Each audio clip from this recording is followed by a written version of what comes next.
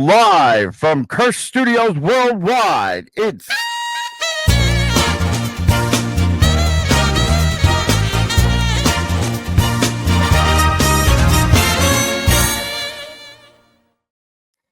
I'm your host, Pete.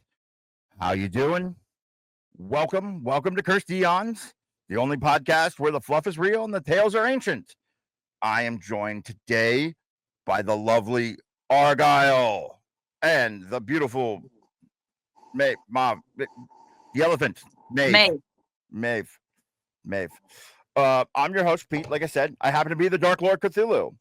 Today, we're diving into the realm of myth and mayhem that existed long before the ink hit the paper or the alphabet was a twinkle in God's eyes.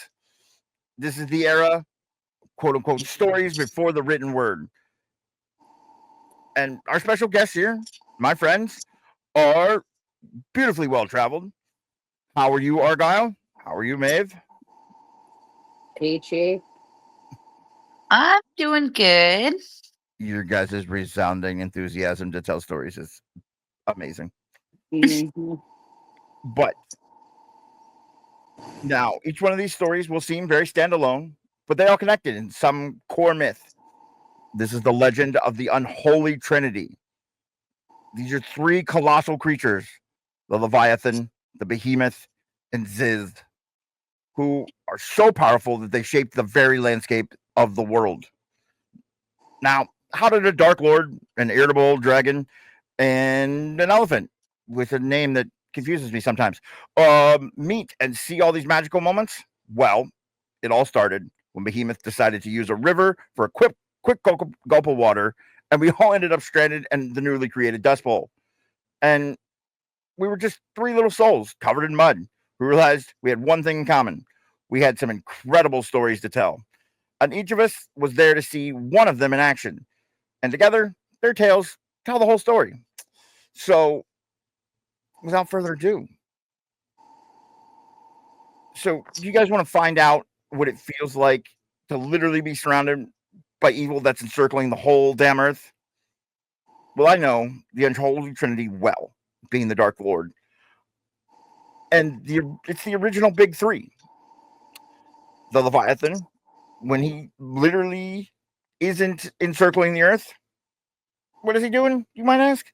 Nothing. Just out here doing backstrokes when gods are killing everyone with floods. And for Christ's sake, I watched this. Listen, hand to God, I watched this Michael Phelps OG terrorist literally shake down kids in the Black Sea for peanuts one time. Nothing out of it, just to do it. I'm pretty sure no less than 1/3 of the army upstairs is still being extorted by him. So, check that out. But hey, come close. Okay? I saw with my own little eyes they're little, but it's fine. Don't judge me. Pics and videos of Michael and Gabriel hanging out in the sixth circle of hell, doing blow, taking the Lord's name in vain. And boy, I'm the Dark Lord, and I have seen some shit in my days. But never will there be a moment more rewarding than when Jesus has to pick his boys up at the side gate of hell. And I'm going to say this. If the boss and his kid have to come down to retrieve their Inquirer headlines with tentacle prints all over their faces, very, very visibly, might I add you, it's a sight to see. So, all this you might ask, do you wonder where the term evil was coined? Well, show me the money, baby, because the Mongol Horde, the Third Reich, the Red Army, and the fury of old Mother Earth about the Great Daughter Heist, do we all know that one, can't compare to the crap that I'm about to confirm. These demonic hood rats laid waste to so much, causing so much intense calamity that a chunk of the earth broke off and formed the motherfucking moon. The moon. So, the old captain of fear, the fear that's ingrained in our hearts and our minds, our very DNA, the Unholy Trinity, might just be the reason we all are afraid of the dark. Okay? And mind you, Leviathan's captain of that. Anyway, that's a lot to take in. I get it. Thanks a lot for that. I'm your local Pete. But next, we have Argyle, our lovable, very pleasant dragon. He's going to tell us about the one and only Behemoth. Argyle, take it away. So you think you know big? You don't know big until you've seen Behemoth. I swear on my last tooth, that thing is so massive, it doesn't walk. The earth just politely scoots out of its way. I saw it once with my own eyes. Down in the marshes, I thought it was a hill at first. Then the hill fucking sneezed. Those sneezy hills down in the marshes, I tell you. 3 trees fell over. 3 of them. And I'm not talking saplings, I'm talking full grown fucking oaks. Oh shit. It eats grass like an ox. Yeah, but not just by the mouthful. No. Behemoth eats like a lawnmower from hell. Whole fields just vanish in seconds. Can I get him to cut the lawn here at Cursed Designs? That would be great. I know a guy.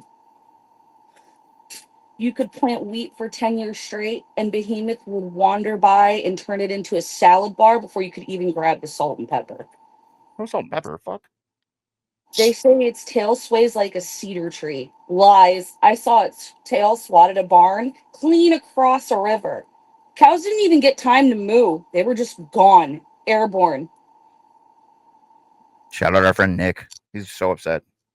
Oh, You poor know cow. what it sounds like when an entire barn flies or learns to fly?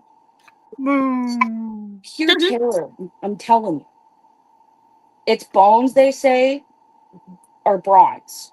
But I swear, when it walks, it's like listening to a blacksmith falling down a flight of stairs with a bag full of pots and pans. Clang, clang, clang. The sound shakes the tavern floor, and oh, yeah, old Joran, when he starts dancing, it's the same thing. Good old Yorn. But the river's the real proof. I watched it drink once. One sip. The whole riverbed went dry.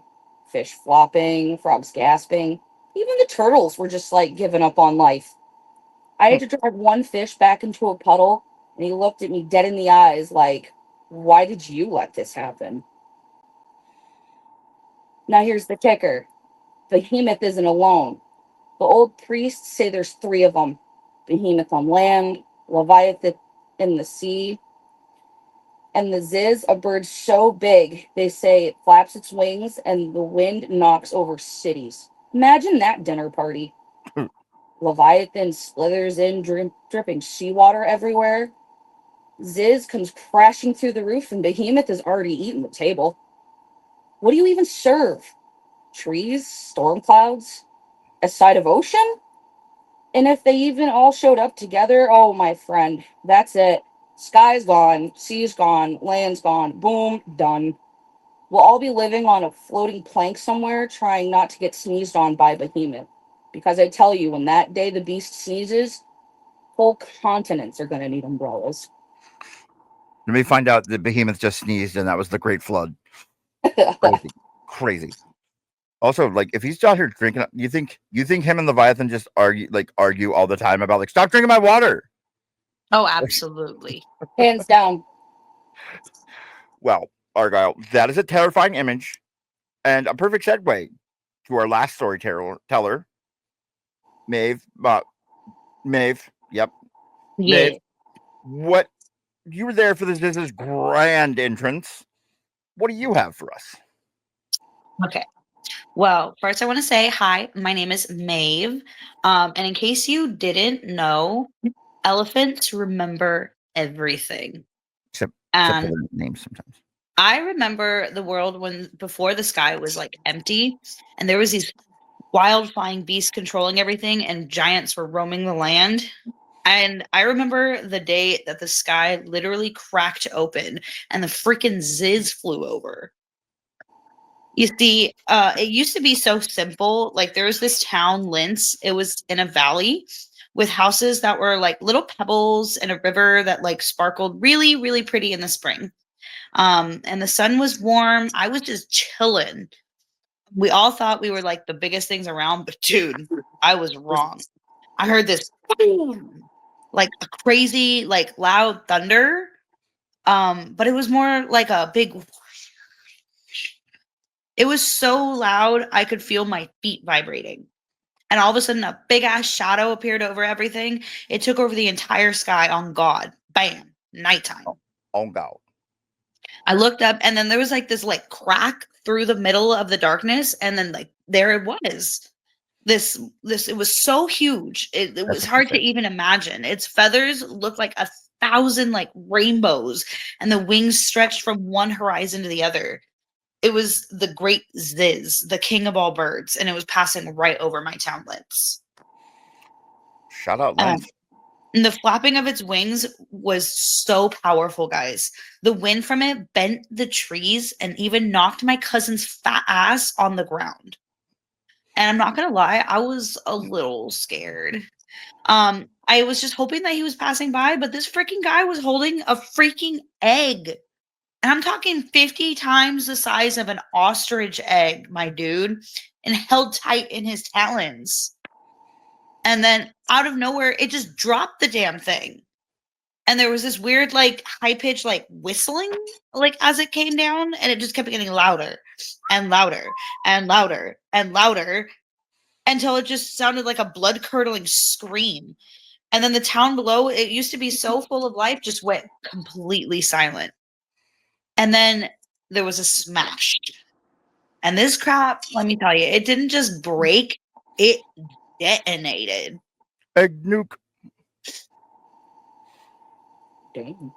And it was like 1,000 hammers hitting all at once. And it was like a wave had exploded just outwards.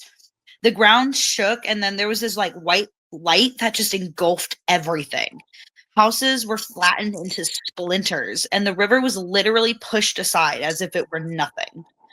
When the light dimmed, there was nothing left but a round crater where the town had been. And this is, he just looked super unconcerned, flapped his wing, and was gone. The whoosh of his departure was the only sound for like the longest time. It was just silence in the valley, which was like so not the vibe. It was a kind of silence that makes you bummed you might just kind of call your ex, but he was also hit by the egg. So that plan is out. Anyways, so that's the story I have for y'all for the Ziz. And that's why I don't like going to brunch. Eggs kind of scare me. Leave me alone, guys. Whoa. Eggs? Yes, eggs. Did you not hear the story? Eggs. Eggs, What- yes. what came out- Eggs what- are awful. They're scary. They're terrible. They're terrifying. What is all this egg hate? Like I You feel know like what? I feel like we Pete, going to brunch I think after. you just need to understand that eggs are terrifying, especially big, giant, 50 times the size of an ostrich egg. Okay, and imagine that just destroyed your town. Well, I'm sorry that your name is the same color as I am, there, Mauve. But like, My name eggs? is Maeve. Why do you keep getting this wrong? We have been friends for over 1,000 years, dog. What the actual hell? I can never tell with the valley. With the valley and the accent and the whole thing. You know what? I can't with you. I just literally fucking can't with you. You know. Okay, listen. We'll be right back.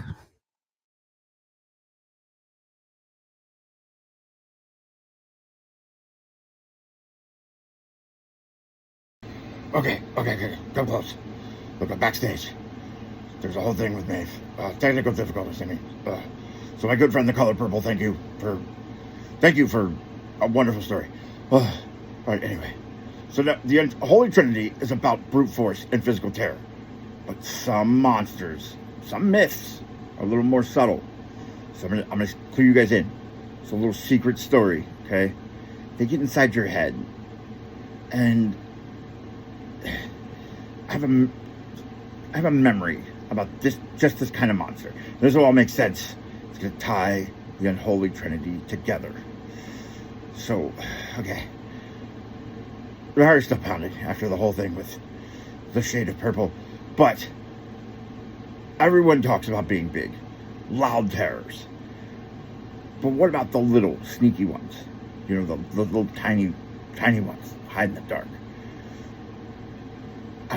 Listen, I'm the Dark Lord, but I'm out of my business. And then she appeared. Her name, Lilith. All right? Yeah, Lilith. And she didn't look scary at all. She looked like a nice lady. Hair spun in the moonlight. She came through the houses. She didn't break down the doors. She just sang. And it was the most beautiful song I had ever heard, like a lullaby woven from starlight, from the stars above. She came, and listen, it was the most beautiful song I'd ever heard, right?